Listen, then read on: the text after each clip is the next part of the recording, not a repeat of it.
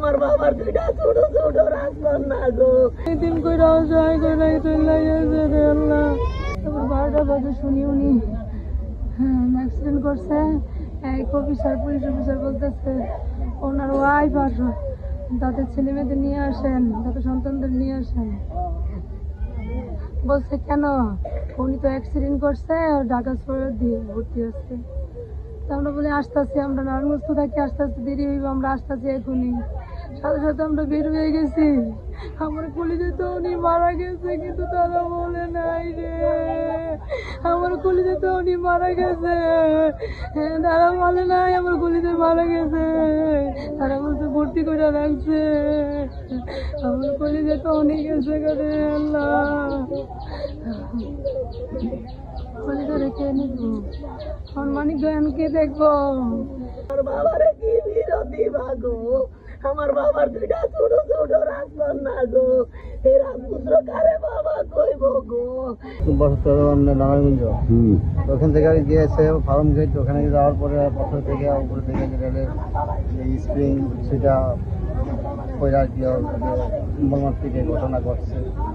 এখন এটা তো ওর কাছে ও করছে, আবার সামনে করে করতে পারে, সেটা তো বড় কথা না। এখন আমার ভাইটাই আমি বলি, এখন যে যা সরকার বাজারেরা যে 5 লক্ষ টাকা ঘোষণা দিছে, এই একজনকে চাকরি দিব আর কি করবো, এগুলো তো একটা আশ্বাস দিচ্ছে। এখন এগুলো আশ্বাসের তো বড় না। আমার তো দুটা ছেলে মেয়ে আছে, একটা মেয়ে একটা ছেলে। বাচ্চা দেখছেন তো আপনারা, সবাই দেখছেন, ছোট ছোট বাচ্চা দুইটা, মিডিয়ার সবাই দেখছে, অনেক সাংবাদিক আছে, অনেক চ্যানেলে আসছে। এই এদের ভবিষ্যৎ কি হবে? এটা তো আসলে একটা সরকারের ব্যর্থতা। কারণ আমি একটা সরকারের কাছে, বাংলাদেশ সরকারের যারা উপদেষ্টা আছে বর্তমানে, আমার কাছে একটা বিনীত অনুরোধ জানাই যে বর্তমানে দুইটা দুর্ঘটনা ঘটলো। একটা দুর্ঘটনা ঘটছে, স্পেল করছে, লোক মারা যায় নাই, আর একটা লোক আমার ছোট ভাই আবুল কালাম মারা গেছে। আর ভবিষ্যতে যেন এরকম কোনো দুর্ঘটনা না ঘটে, এরকম অকাল মৃত্যু কেন না হয়। এই দুটা শিশু, তার একটা ছেলে 5 বছর, মেয়ে 3 বছর, দুটা বাচ্চা আছে। এখন কি ভবিষ্যতে কি হবে, এখন দায় দায়িত্ব কে নিবে? এরা বাংলাদেশ সরকারের যারা উপদেষ্টা আছে, এর কাছে আমার অনুরোধ, এরা বিবেচনা করে দেখুক, ভবিষ্যতে একটা চিন্তা ভাবনা করুক।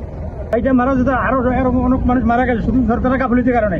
এই মেট্রো রেলে শুধু আমার ভাই না, আরো লোক মারা গেছে শুধুমাত্র সরকারের এই গাফিলতির কারণে।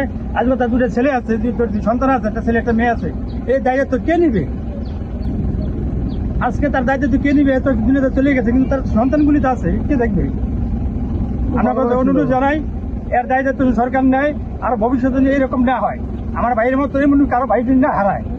কোনো অনুদান দিয়ে যেভাবেই সম্ভব আমরা এটা চাই, জানি কিছু পাক এবং এ জানি সচ্ছলভাবে চলাফেরা করতে পারে, মানুষের থাকতে পারে, ছেলেমেলে যেন মানুষ হতে পারে।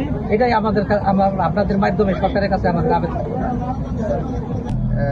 বিগত সরকারের টোটালি একটা অব্যবস্থাপনার জন্য তাই দেখতেছি।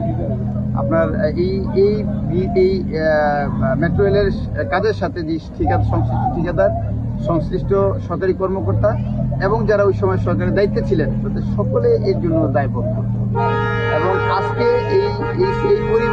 এই পরিবারটির আজকে অসহায় যে পরিবার, সেই পরিবারের পাশে আজকে বর্তমান সরকারকে তার পাশে থাকার জন্য ওদের আহ্বান জানাচ্ছি। এবং পরবর্তীতে যেন এই ধরনের দুর্ঘটনা না ঘটে, এই মেট্রো রেলের ব্যবস্থাপনাকে পুনরায় আবার সংশ্লিষ্ট কর্মকর্তা কর্মচারী অথবা যারা আছে তাদেরকে আবার দেখার জন্য।